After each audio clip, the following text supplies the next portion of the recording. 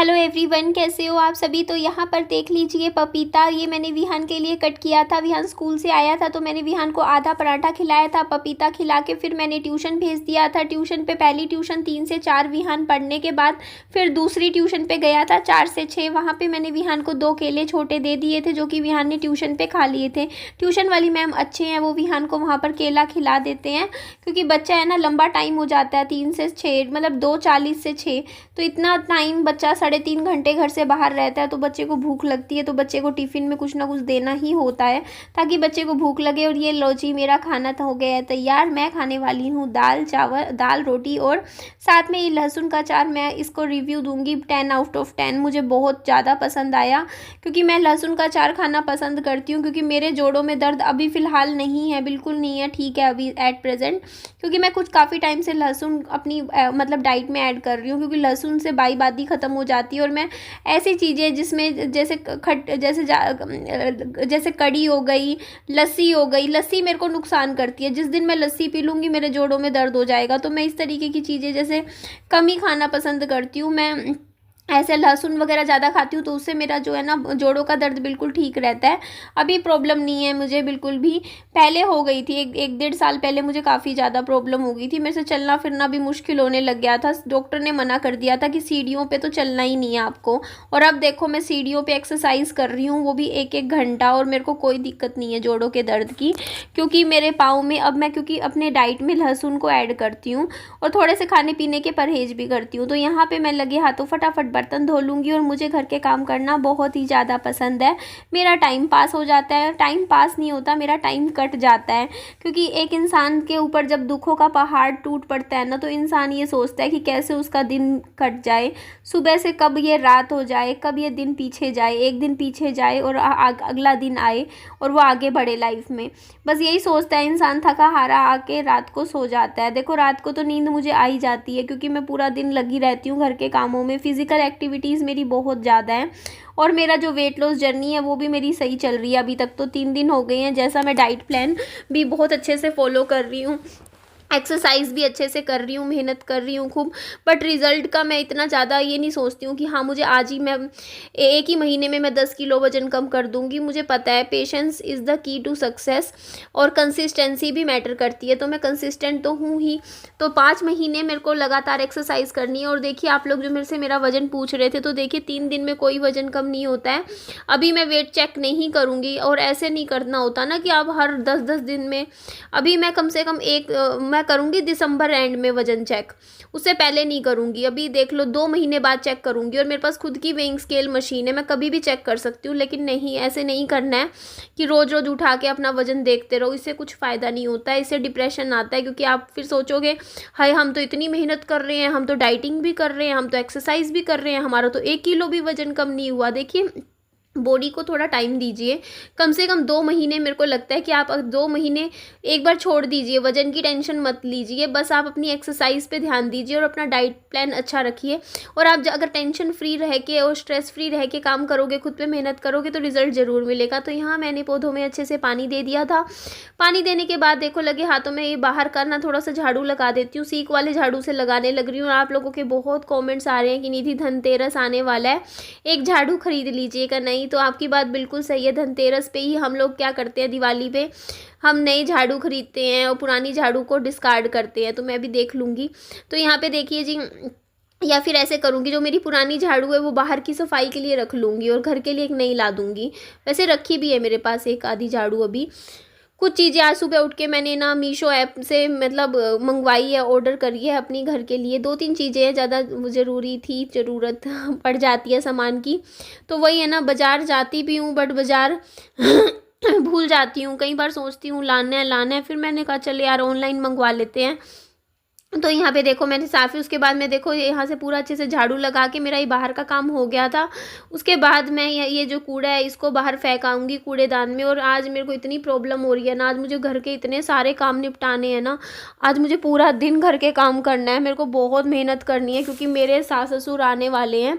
विहान के दादा दादी, मुझे नहीं पता, मैंने पूछा नहीं है फ़ोन करके कि वो कौन से दिन आएंगे, बट उन्होंने मुझे ये बोला था कि अहोई का जो फास्ट है ना वो ऐसे रख लियो, उसके बाद मैं आ जाऊंगी। मतलब अहोई का फास्ट के बाद, तो मतलब अहोई का फास्ट तो कल ही है ना 24 को, तो मुझे लग रहा है या तो वो 25 को आएंगे या 26 को, मतलब मैं अंदाज़ा लगा रही हूँ। वो तो क्योंकि दिवाली से पहले बोला है उन्होंने कि वो आएंगे, और दिवाली 31 की है और 30 की भी है। तो देखो ना, उस हिसाब से मैं वही चीज़ सोच रही हूँ कि देखो कौन से दिन वो आते हैं विहान से मिलने के लिए। तो उसके लिए मैं सोच रही हूँ, क्योंकि मेरे घर में इस टाइम क्या हो गया है ना कि एक चूहे की उसकी स्मेल आ रही है। आप समझ गए ना मैं क्या बोलना चाह रही हूँ, पीछे वाले रूम में। तो वो मुझे अभी बहुत डीप क्लीनिंग करनी पड़ेगी। वैसे मैं कल भी पूरा दिन लगी हुई थी सफाई में, लेकिन आज मुझे पूरा दिन सफाई करनी है, क्योंकि कल मेरा फास्ट है, और फास्ट में मैं सोचती हूँ कि थोड़ा सा आराम कर लूँ। तो आज मैं जितना हो सके ना अपनी वीडियोज़ एडिट कर लूँ, मतलब वीडियोज़ शूट कर लूँगी। पूरा दिन घर के काम करती रहूँगी, क्योंकि मुझे आज पूरा घर ये अपना सेट चाहिए, ये वाला घर अच्छे से लगे हाथों करके, क्योंकि कई दिन हो गए, अब तो 2-3 दिन हो चुके हैं वॉलपेपर्स भी लगे हुए।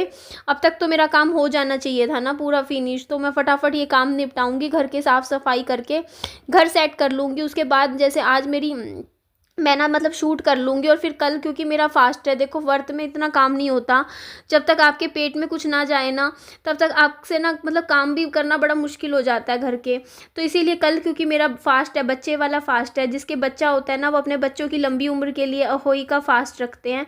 मैं 2 साल क्यों, मैं तो 3-4 साल हो गए, अब चौथा साल लग रहा होगा मैं रख रही हूँ अपने बच्चे के लिए, विहान की लंबी उम्र के लिए ये फास्ट रखती हूँ। तो इस फास्ट के लिए देखिए मेरे को क्या है ना, कल भूखा रहना है, तो भूखा रहना है तो फिर मेरे को क्या है ना, मैं बैठ के ना आराम से थोड़ा रेस्ट करना पसंद करूँगी। तो मैं उसी व्रत की तैयारी मैं आज ही करूँगी, क्योंकि आज देखो मेरा पेट भरा हुआ है, तो मेरे हाथ पैर चल रहे हैं, तो मैं आज पूरा घर का काम मैं आज ही निपटा दूँगी। जितना हो सके रात को ही बर्तन धो के सोऊंगी, रसोई साफ़ करके सोऊंगी, घर की साफ़ सफाई, झाड़ू पोछा, पूरी घर की डीप क्लीनिंग मैं आज ही कर दूँगी, ताकि कल मेरे को आराम करने को टाइम मिल जाए, मैं थोड़ा सा रेस्ट भी कर पाऊँ। रेस्ट का मतलब ये तो हमारे लिए प्रॉपर रेस्ट तो देखिए लेडीज़ हाउसवाइफ कभी नहीं करती हैं, क्योंकि जब भी अगर वो खाली भी बैठी होती हैं तब भी वो सोचती हैं कि कुछ ना कुछ काम कर ले। तो मैं वीडियोज़ की एडिटिंग कर लूँगी कल बैठ के 4-5 घंटे, और मेरा टाइम भी निकल जाएगा। वैसे आप लोग कैसे रखते हो अहोई का फास्ट, आप मुझे कमेंट करके बताइएगा थोड़ा सा, क्योंकि मुझे याद है कि मैंने दूध तो पीती हूँ, जैसे मतलब कथा होने के बाद जब कथा कर लेते हैं ना उसके बाद आप दूध या फ्रूट इस टाइप से कुछ खा सकते हैं, दूध तो पी सकते हैं, लिक्विड ले सकते हैं। मुझे ध्यान है कि 1 गिलास दूध मैंने पिया था जब पहली बार ये फास्ट रखा था फास्ट में, और उसके बाद फास्ट जब खोलते हैं तो कुछ मीठा खा के फास्ट खोला जाता है, इतना तो मुझे ध्यान है। बाकी आप लोग कमेंट करके बताइएगा कि फ़ास्ट की पूरी विधि मुझे अच्छे से बता दीजिएगा। बाकी मैं गूगल पे थोड़ा सा सर्च भी कर लूँगी। वैसे तो मैंने रखा है 1-2 बार फ़ास्ट, लेकिन वही है ना, फिर भी इंसान भूल जाता है क्योंकि पिछले साल तो देखो पूरा हॉस्पिटल में ही थी, मैंने बताया ना आपको फ़ास्ट में, और यहाँ मैं आई थी फिर पीछे स्टोर रूम में, यहाँ पे इतने सारे जाले लग गए थे, तो मैं पूरे घर में देखिए पीछे यहाँ पे जाले निकालने लग रही हूँ झाड़ू से। पूरे घर में इतने जाले लग गए थे थोड़े थोड़े, तो मैंने पूरे घर के पहले जाले साफ़ किए, उसके बाद ये अलमारी को भी थोड़ा सा मैंने साफ़ किया।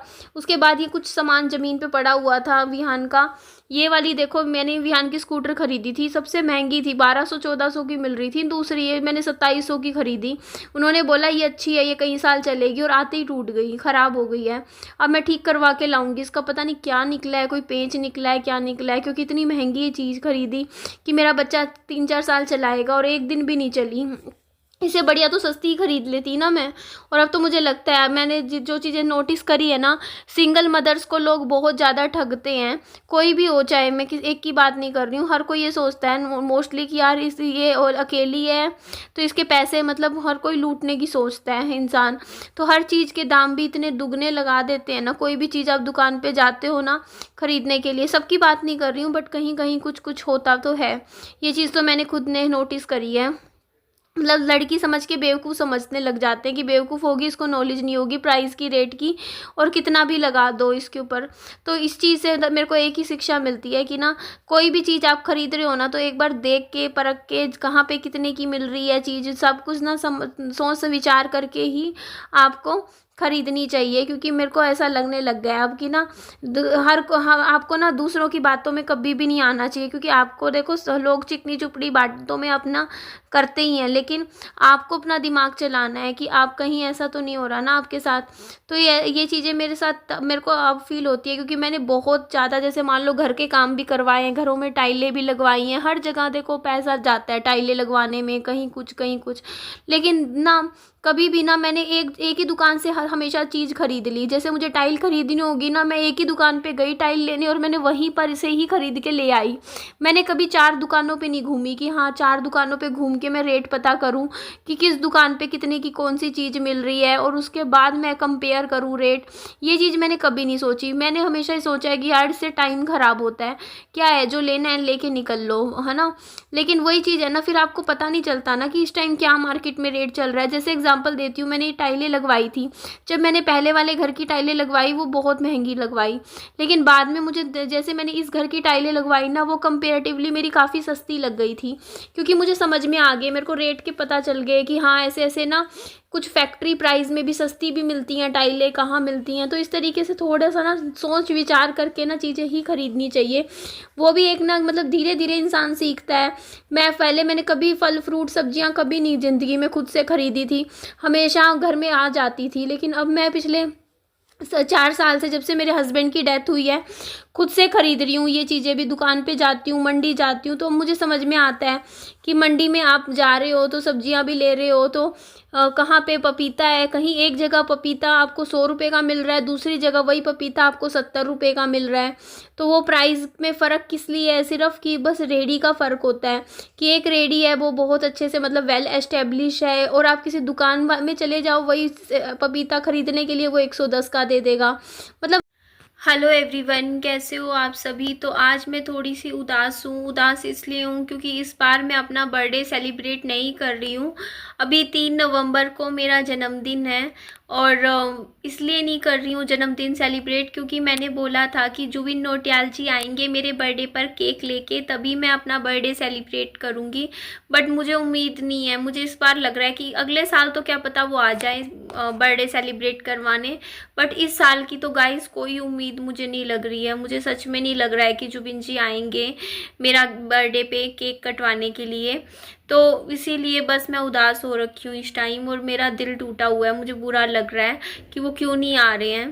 तो बस आप लोग फिर भी प्रे कीजिए कि जुबिन नौटियाल जी आए मेरे बर्थडे पे। उनके पास भर भर के मैसेजेस कीजिए, उनको बोलिए जाके कि निधि की दुनिया नाम से निधि का चैनल है, यूट्यूबर है वो, उसने इनवाइट किया हुआ है आपको अपने उस पे जन्मदिन पर 3 नवंबर को हरियाणा हिसार में। अगर आप नहीं आओगे तो वो अपना जन्मदिन नहीं बनाएगी, और हम उसका जन्मदिन बनाते हुए उसको देखना चाहते हैं। वो केक नहीं काटेगी अगर उसके जन्मदिन पे आप नहीं आओगे तो आप जल्दी से जल्दी जाके उनको समझाओ, उनको बोलो कि हाँ भाई निधि के बर्थडे पे आए।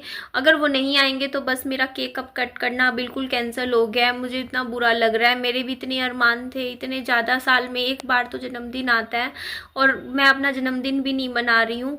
बट मैं क्या करूँ, मैं नहीं मनाऊंगी। मैं अपने जन्मदिन पे मीठा भी नहीं खाऊंगी, मिठाई भी नहीं खाऊंगी, मुंह भी मीठा नहीं करूंगी मैं अपना।